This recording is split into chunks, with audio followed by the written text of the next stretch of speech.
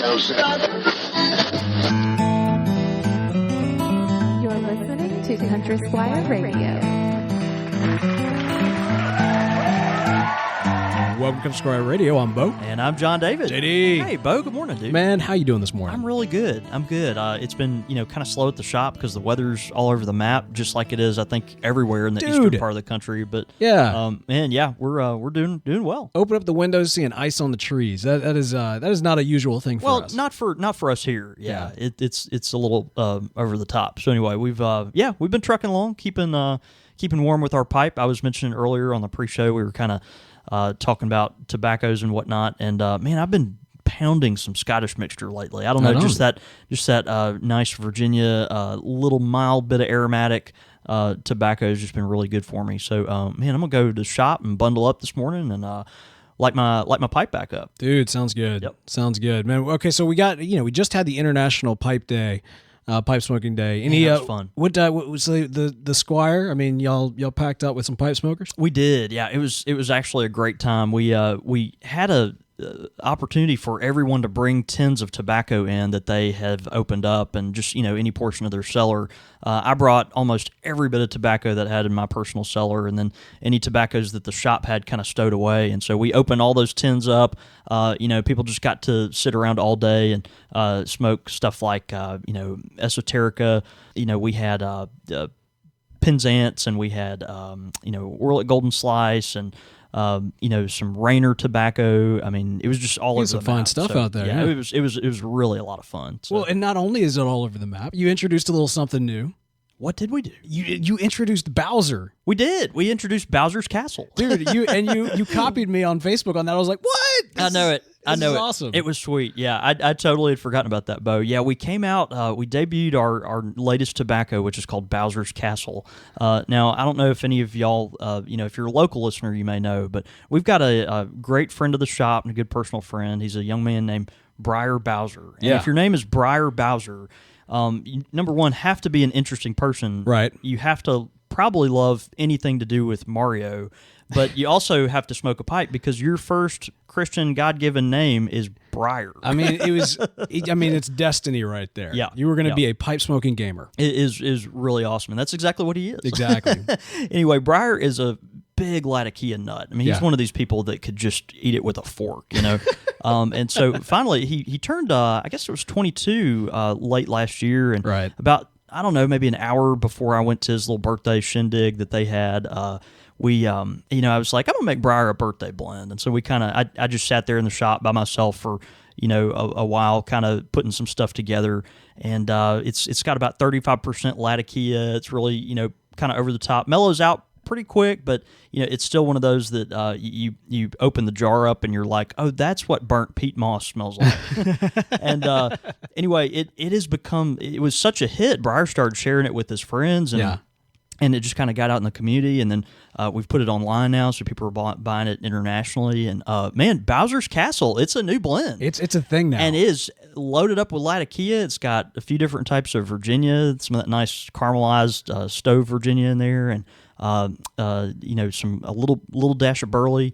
Man, it's just great. Yeah, that's awesome. So we're really tickled about it, and I mean, with a name like Bowser's Castle, you gotta try at least one. Well, I was going to say, for some of our more silver-haired listeners, they might not recognize what Bowser's Castle is. Yeah. Although for some of our just starting to silver hairs, that speaks right to you, because that's right where I'm at. Right. Both in terms of gaming and hair status. Or silver-bearded listeners. Well, and then I'm also kind of curious if younger listeners even, like, Bowser's still a thing, right?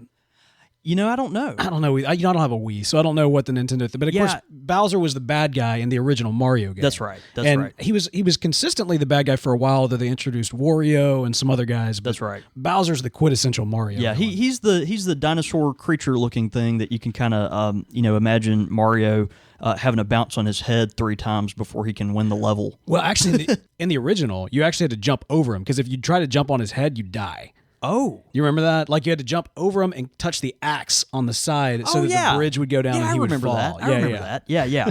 I beat that game like one time. Have you seen those videos on YouTube where people have beaten the original Mario? Using the warp zone, man. No, they can beat it. If you practice really hard, you can beat it the entire game in like 2.5 minutes or something. It's I mean, all just something timed out. silly. Yeah. It's all timed out. But I think the 2.5 minutes, they do have to use the warp zone. Yeah. Well, hey, man, we've got an awesome interview planned for you guys today. We've got Rush Beardcore joining us. Now, Beardcore, of course, has been on the show before when we first sat down and talked about their big project they've been working on called Father the Flame, which is a really awesome documentary about pipes and pipe tobacco and really just kind of the community that persists throughout. And so if you like this show, you're going to really, really love this film. We talked to them a little bit, maybe about a year ago, and you know, kind of got some you know, an idea of what they've been working on. Really wanted to have them back on again as they've furthered the production and as the scopes kind of changed a little bit, just to kind of give you guys an update of where they are, and also just kind of hang out with Rush because he's a cool dude. Oh, he's awesome. All right, man. Well, let's go ahead and jump into the interview. Absolutely. On the phone with us right now, you know him. We love him. He's one of our friends of the show. We're talking, of course, about Rush Beardcore, Father the Flame. Yes, sir. How you doing this morning, brother? Doing well.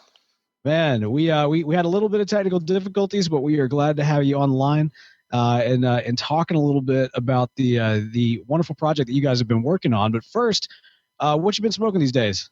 Aromatics. That's No, great. What kind I mean- are you looking for something? Well, I got a blend in the fall, and it's kept very nicely up until now, and it's called Sleepy Hollow, and it's a fall blend from Strauss Tobacconists out of Cincinnati, That's great. and one of my Right friends on. put me onto it, so it's great. Other than that, I've been smoking the Sutliff Perique Virginia blend as well, so Gotcha. Well, of course, your partner in crime, Chad, could not be with us, which is unfortunate with them, but we're glad to have you on the show today. For those of our listeners, because we're constantly getting these new listeners who've not really been familiar with Father the Flame, give us just kind of that 1,000-foot view. What is this project? And of course, listeners can go back and listen to our first interview, but just kind of in a nutshell, what is Father the Flame? Father the Flame, and I'll steal from what Chad wrote too, is a film about the world of pipes, both the people that make them and the people who enjoy them. We started this project back in 2012, with coming in contact with Lee Erk, and have kind of gone from there. Chad and I are filmmakers, and we picked up pipe smoking by ourselves, and we kind of knew each other. And then I came into contact with Lee's nephew, who happened to be a friend of mine, started talking about pipes and his uncle making pipes, and I was super fascinated. And so Chad made a trip with the crew down to Chicago. They met Lee, and this is after we had a hour-long conference call with Lee, kind of about who he was and where he'd been and what he's doing. And then we just kind of like jumped right in. And when we got back from the Chicago pipe convention, our buddy Scott put together a wonderful trailer, and then it kind of just took off from there. We were just like, hey, this is what we're doing. And, we kind of jumped the gun ourselves by doing that. But, here we are, 4 years later, 5 years later, no, 4 years later, we've just been pushing hard, and it's been a struggle here and there, but, it's sparked a lot of interest with smokers, pipe smokers and non-pipe smokers. So it's really kind of opened up, a whole new world for those people who have never really thought about pipe smoking in a more in-depth look than just it's something to smoke. Yeah. I know, a lot of folks get kind of come into contact with your project there, and they get inspired because they didn't understand the complexity and the depth of this kind of community and culture beneath the surface there. People, when they think of their pipe, maybe, or someone that smokes a pipe might have that initial image of granddad, but they're not thinking about the kind of underlying, community that's there, just like with any other, big time hobby. So, I know it's exposed a lot of folks to kind of that world. You had talked about kind of going all over with travel and, even some international production. Can you kind of give us an idea of who you've talked to, where you've been, and kind of, just give us a overview of kind of your adventures. Well, internationally, I didn't, but the rest of our crew was able to go over to Europe this past fall. And even Chad, prior to that, went over by himself with Lee to Japan and hung out there. And we knew from the beginning, like we were going to have to do some international traveling, once we decided we were going to take the full plunge and do a full length feature as opposed to just a short piece. Mm-hmm. And, we knew it was going to be necessary to be in Italy guaranteed.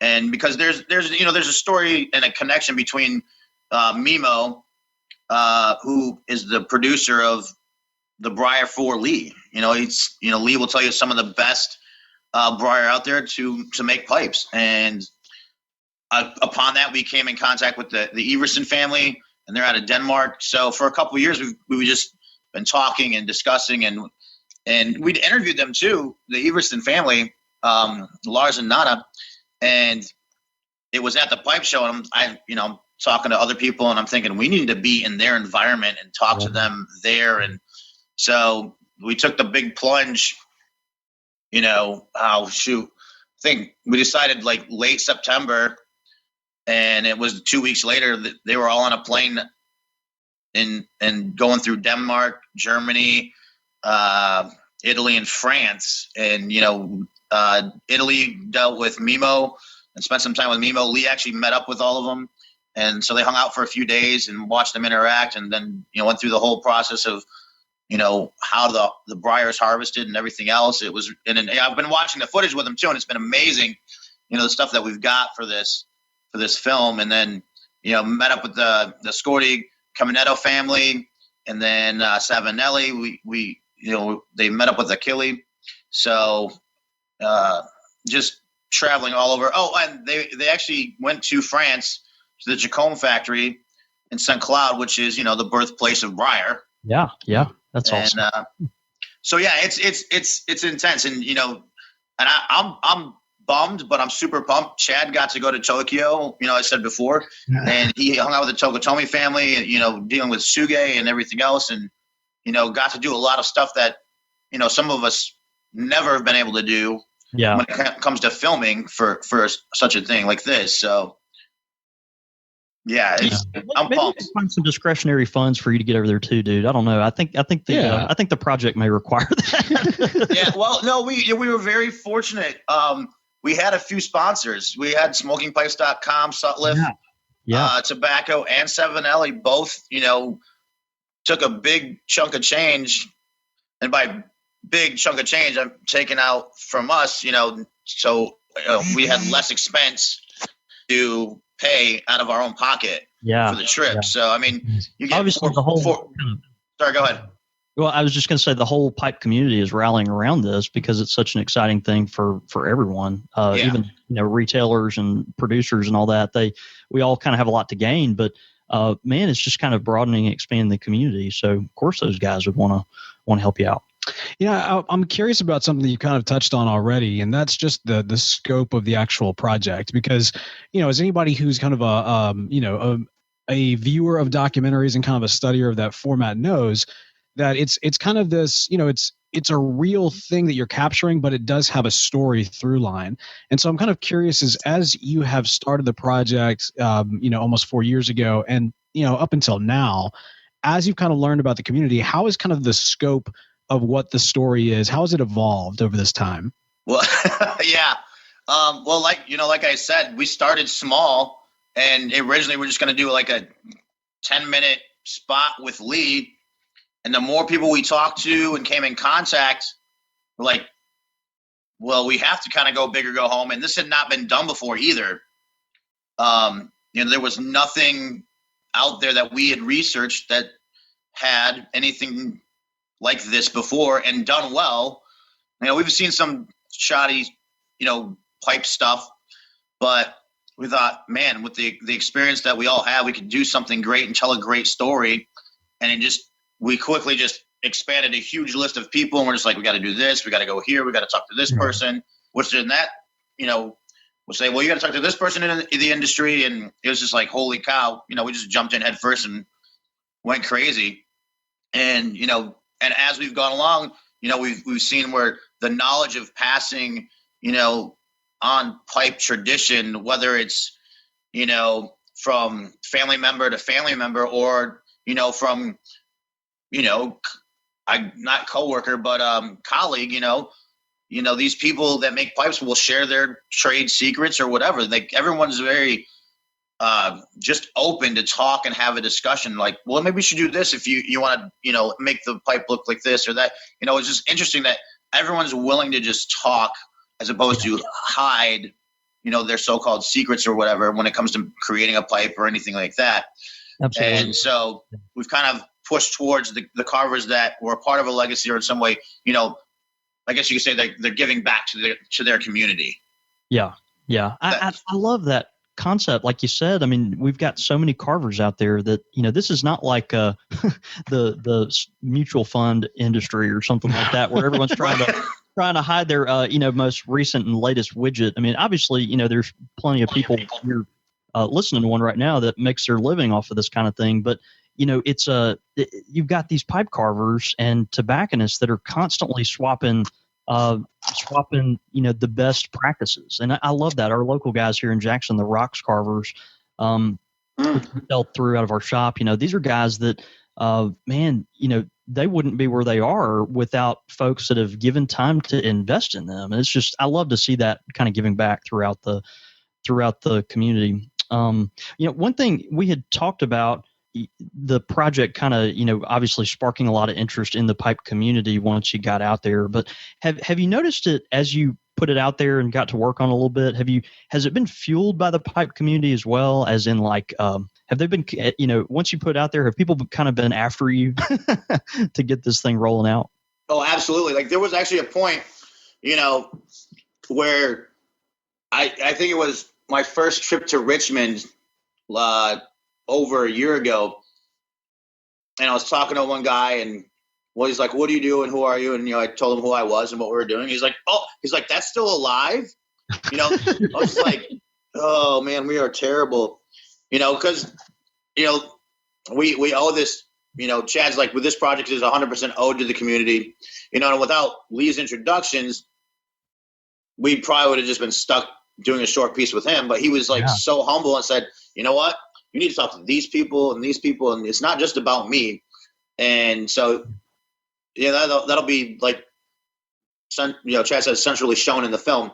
And, that was hard for us because, we had this great idea and this passion to do this, but, for us, we started out with lack of funds. We're just doing everything out of pocket.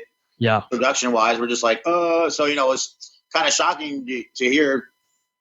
So this is still alive. All right, cool. And people are excited about it, but we have a season where we're like doing production, and then right now it's winter and we're kind of like stuck. We're not really doing anything. You don't see a whole lot on Facebook or Twitter, and which we need to be more involved with that, and that's kind of my area too, so I'm to blame. But but it is. It's not just about us making the film. It's about us making a film for everybody and enjoying it and experiencing it and understanding what pipe smoking is to the rest of the community. Mm-hmm. Right on.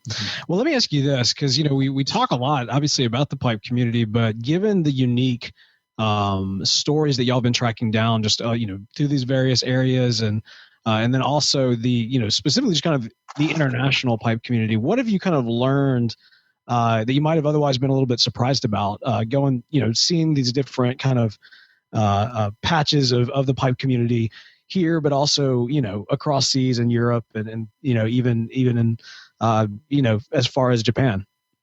Well, I'll tell you, this is exactly what Chad said. And we both, for me, doing a lot of the U.S. traveling for the film, I was just as surprised as Chad was that how tight-knit the community is. And, Chad said when he was in Japan filming with the Tokutomis at Suke, he said, I noticed pictures of Sixten Iverson on the walls, and then here's a Danish pipe maker carver from the 60s, 70s who's adored by, those guys out in Japan, and here it is a half decade later, and he says not only that, the collectors he hung out with the 1 week in Tokyo, he saw later in Cologne for the big pipe smoking competition in Germany, and then they were already met up at a party in Denmark, and between that, he said basically, if you want to participate in pipe events all year long, you can travel around the whole globe and run into everybody while doing it. And he said it's pretty remarkable. Yeah. And it is. It's absolutely, the 3 years I've been able to go to the pipe shows and everything else too. It's wild. It's like, and it's like family. Like these people are like family. They treat you with respect, and and care, and we'll, ask, well, last we talked, how is this going, and what's up with the family, or, and whatever else comes up. It's really amazing. That's really cool. Just piggybacking off that, man, I love my pipes. I love tobacco. I've smoked for 12, 13, 14 years now. I don't know. But I would not be in this industry if it weren't for pipe smokers. I just wouldn't be. I mean, pipe smokers and pipe carvers are just, they're just different people, man. I mean, I feel comfortable and safe around them. And I know exactly what you're talking about. It's good to have that community. Let me ask by the way, we have a tweet from @Jeff Jessup on Twitter, and he's impressed by our beards. He says, watching my first live show, there are some serious beards online today. So anyway, I feel a little validated just that Bo and I are in the conversation with Beardcore, but we'll take what we can get. Wanted to know. Absolutely. Yeah, I mean, we have a long way to go, brother. That's right. Tell us about kind of where you're at in production at this point, and what we can expect, in the next few months. We are about 85-90% of the way done with production. Once that's done, we'll start. Well, we already have started cutting a rough cut, but we're very early stages. And we're planning to be in Chicago in May. We've got a few more interviews that we'd like to get and wrap up with that.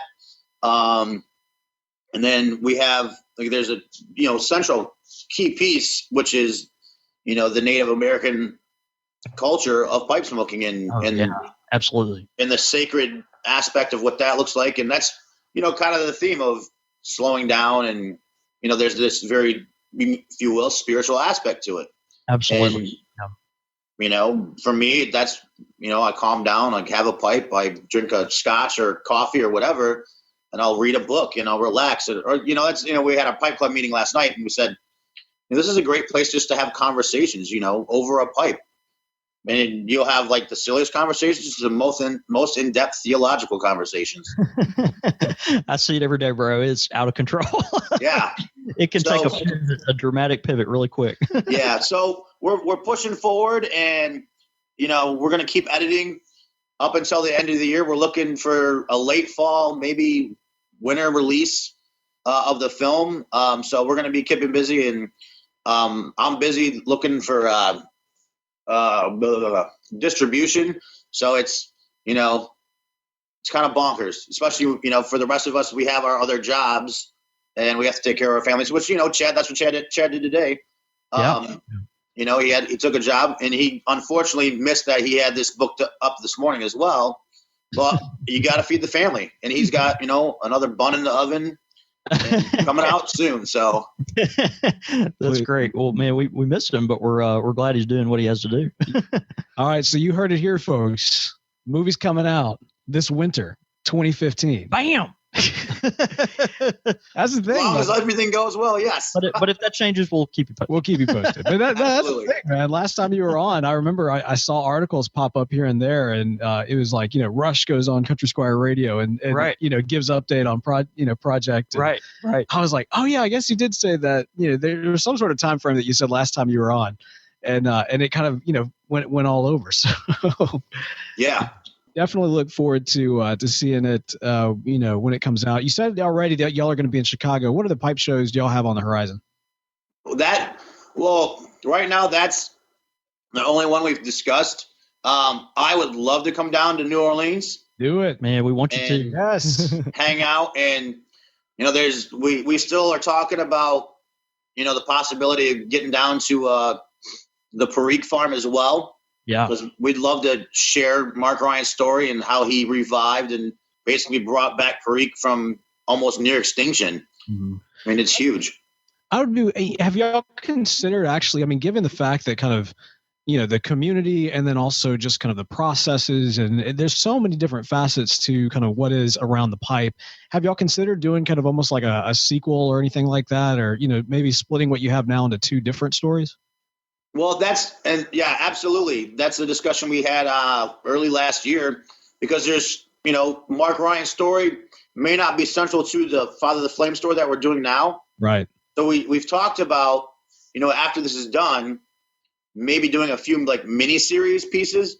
Right. So like do one on Mark and a couple other people as well. So that's definitely being talked about. We're not locked in and guaranteeing that, but it's definitely being talked about. Well, look, going forward, how can our listeners follow kind of the process, progress, and updates on Father the Flame? We have Facebook. So it's facebook.com, Father the Flame. We have got Instagram. That's Father the Flame. Twitter's Father the Flame. And we have our web page as well, which is fathertheflame.com. And you can see our trailers there. You can kind of see our story of how we got into it. And kind of like what our focus is for the movie and everything else. And there's, areas if you want to donate money, just, donate $5 or $1. You can do that. Or there's a couple of things where if you want a shirt and tamper, there's those options as well. Or there's packages for if you want to be a donor who is helping, for instance, example, Sutliff and the other, Savinelli and SmokingPipes.com have been huge in the support that they've given with their financial donations to really push this. And, they have been very encouraging and to us with that, but not only that, but they've also sat down and talked with us and said, well, what about this? And why are you doing this? Well, how does that work with the story? So they're asking questions that we need to be asked, not just by our film community, but by the pipe community itself. Yeah. So we're all tracking in the same direction, so everything flows properly and makes sense, and you're not bored out of your mind going, well, that doesn't make any sense. Why would they do that? That's great. So again, the website is fathertheflame.com. Correct. All right. So fathertheflame.com, you can find all the social information there, as well as links to how you can support. And I mean, those tampers especially look really, really cool. They're hot. Yeah. So you got to check those out. And of course, Rush, you're no newbie when it comes to merchandising. Of course, what listeners may or may not know is that you've got your own little enterprise, Beardcore. Is it Beardcore Media now? Well, it's kind of tiered into both. It's Beardcore and then Beardcore Media. It's media when I do different film projects, or once I helped put out a record for a friend's band here in town. Right on. Well, but tell us a little bit about some of the merch. I mean, are you still doing the t-shirts and all the good stuff? We are. The site actually, like when I went out to Colorado on vacation to hang out with my dad, I shut the site down. So right now it's still shut down because I am teamed up with one of my friends who has a print shop here in town, and he'd expressed some interest in working with Beardcore and helping out. So we're having weekly meetings and talking about what's the next stage of Beardcore. And we're currently in the process of building a new website, and that should be launched by, we're hoping, mid-March. And so we've got a couple mainstay shirts that will stay, and we've got a couple new shirts that'll be coming out as well. We'll be, for the love of everybody that has asked me, we're going to have hoodies. Yeah, that's what I'm talking about, baby. I tell you what, we did a small run of hoodies years ago, and I just kind of stuck with the shirts. And, part of this was just because I was in film school and I didn't have time to really invest in doing Beardcore full time, along with my full-time job and everything else. So I just kind of put it on the back burner. And, since then I've been busy with other film projects and everything else. And, it came to the point we have a means to an end now. We can invest more time into it and make it what I'd really like to see it become. And everyone's like, when are you doing hoodies? When are you doing hoodies? When are you doing hoodies? I'm like, we're doing hoodies. Thing now. So, pipe smokers love their hoodies, dude. I think the whole country this time of year especially. Yeah. If you want to represent Beardcore, you got to have something that'll give you a little bit more extra cushion around. That's too. right. So that's right. Other than the yeah. Well, you got to have. There's something like there's that whole. You get your big pipe, and then you've got your Dwarven hoodie and everything. I think there's imagery that goes with that as well that I like. So that's good, man. Well, we're excited to see it. Of course, if you're not familiar, go to beardcore.com to find the T-shirts that are out there right now. And man, it's all about living your life, not hardcore, Beardcore. To do it up. Well, Rush, man, we really appreciate you joining us this morning and giving us an update. Yeah. You've been a great friend. It's been wonderful to get to know you first through the podcast, and then off air as well. So we love you, Absolutely. brother. Hope to have you guys again as we get closer to release. Yeah, thank you again for having us, and we'll keep you posted. And maybe we can do another update. Come fall or whichever else. So We'd love that. Yeah, tell Chad he's on notice though. Yep. yes, absolutely will. That's great. okay. Is he just real quick? When is his bun in the oven ready to get out of the oven? I'm not sure. I'm a few months. I'm sure. Just a I few months could be down the road. completely Okay. wrong. Okay, I didn't know if it was imminent or what, but anyway, man, that's great. Well, tell them congratulations for us, and maybe we wish them all the best. Absolutely will. Okay, All brother. right. Thanks, Rush. Thanks, brother. Thank you. See you guys. Dude, that was awesome. I love hanging out with Rush. Well, it's always encouraging just to see the feedback that he's getting from the pipe community. But I mean, he's making us excited. We're getting stoked up about this. Wow, that was a terrible pun. No, And I like didn't even it. I try. like it. But we really are. I mean, it's exciting because we, particularly on my side of the tobacco bar, we sense a real resurgence and a real excitement in the pipe community. It is so invigorating just to see all this new blood get in. But we don't really have a lot of a way to quantify that. Right. We see it, we feel the energy. Obviously, sales are going up and all that kind of thing. But this is like an almost empirical way to see like the dramatic exponential growth that's happening in the pipe community, Right. and just all the awesome various ways that people are experimenting with new things. So man, it's always encouraging to have him on. We're just tickled that he could stop by. And anytime you get, especially pipes and just kind of the culture surrounded it in the media, Yeah. that's a huge thing, and it's a rare thing. And I think it's part of the reason why podcasts about pipes are so important. I think it's another reason why documentaries like specialty products like this and especially productions are really, really crucial just in the community as we go into kind of the age that we're in Oh, and yeah. the age that we're going into. Yeah. So I'm excited about that.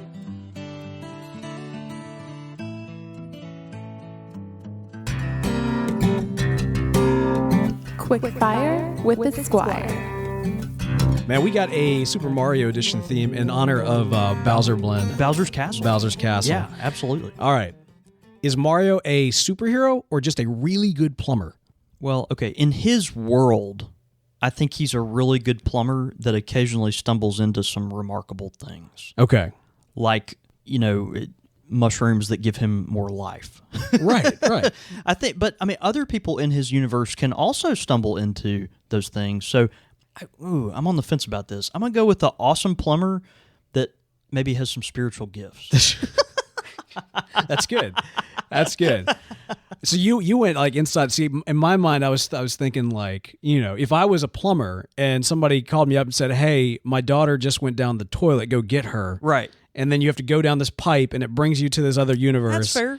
I mean, at what point you'd be like, "This isn't my job," Right. So I feel like you have to have that super heroics, as they're throwing turtle doves that can kill you, and little man-eating plants that come out of it. All right, so let me ask you this: would you choose the flower, which gives you firepower, Okay. or the star, which gives you temporary invincibility? Yeah, I know. This one is hard for me. I think I'd have to go with the flower because I like setting things on fire.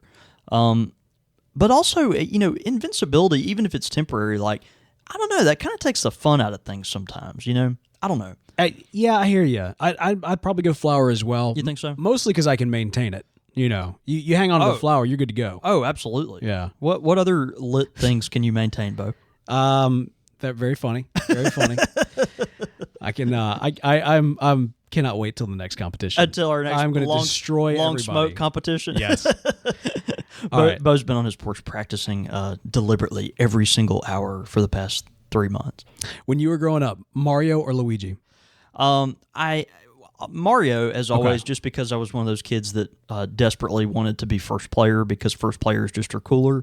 But Luigi green is my favorite color, so occasionally I would Oh. switch it up and go in that direction. All right. Yeah, I was Mario. I was an oldest, and if you had said Luigi, I had a follow up, which was, were you a younger sibling, or were you just trying to be ironic?